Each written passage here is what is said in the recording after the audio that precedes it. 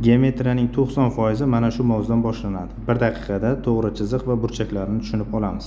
Demak, ketdik. Birinchisi to'g'ri chiziq, ikki tomonlama chegaralanmagan chiziq, ikki tomonlama chegaralanmagan. Cheksiz davom etadi. Bu to'g'ri chiziq alifboda kichkina harflar bilan belgilanadi. Ikkinchisi nur. Bir tomondan chegaralangan, ikkinchi tomondan chegaralanmagan shakl bu nur. Uchinchisi kesma. Ikkala tomondan chegaralangan, ya'ni to'g'ri chiziqdan kesib olingan bo'ladi, kesma. Tushunarli, ikki tomonlama chegaralangan. To'rtinchisi bizda burchak. Agar biz bitta nuqtadan ikkita nur chiqaradigan bo'lsak, burchak hosil bo'ladi. Mana A, O, B burchak. Burchak yozilishida burchakning uchi o'rtada yoziladi har doim, e'tibor bering. Burchak turlari.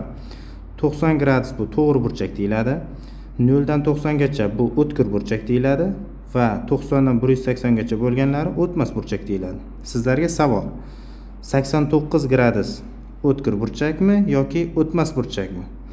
Kommentariyada javoblar yozib qolding.